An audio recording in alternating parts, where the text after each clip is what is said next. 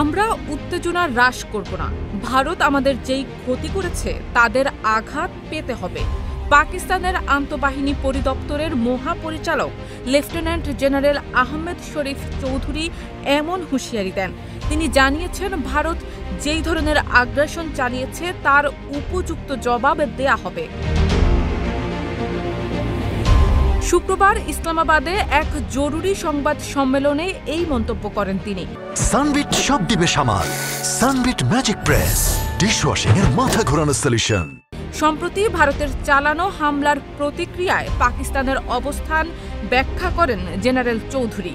তার দাবি, গত মঙ্গলবার মধ্যরাতে ভারত আজাদ কাশ্মীর সহ পাকিস্তানের বিভিন্ন অঞ্চলে মিসাইল হামলা চালায়। এতে এখন পর্যন্ত ৩৩ জন বেসামরিক নাগরিক নিহত এবং ৬২ জন আহত হয়েছেন।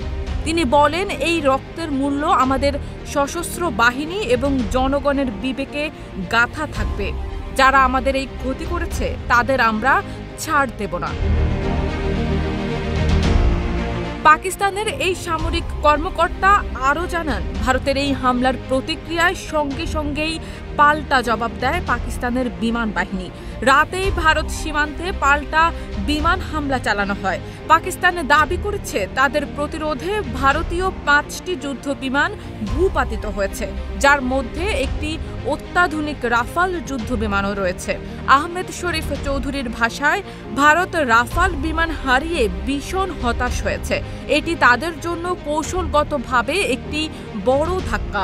পাকিস্তান কখনো আগ্রাসনে বিশ্বাস করে না, তবে প্রতিরক্ষায় আমরা সর্বদা প্রস্তুত। আঞ্চলিক বিশ্লেষকরা বলছেন, ভারতের এই অভিযানের পেছনে কাশ্মীরে সাম্প্রতিক বিদ্রোহী হামলাগুলোকে দায়ী করা হচ্ছে। অন্যদিকে পাকিস্তান বলছে, এসব হামলায় তাদের কোনো হাত নেই, বরং এটি ভারতীয় দখলদারিত্বেরই প্রতিক্রিয়া। এদিকে দুই পারমাণবিক শক্তিধর দেশের এই টানাপোড়েন আন্তর্জাতিক অঙ্গনে বড় উদ্বেগের বিষয় হয়ে দাঁড়িয়েছে। নিরাপত্তা বিশ্লেষকরা সতর্ক করছেন, পরিস্থিতি দ্রুত নিয়ন্ত্রণে না এলে একটি বড় সংঘর্ষে রূপ নিতে পারে। শারমিন নিশু, ঢাকা পোস্ট।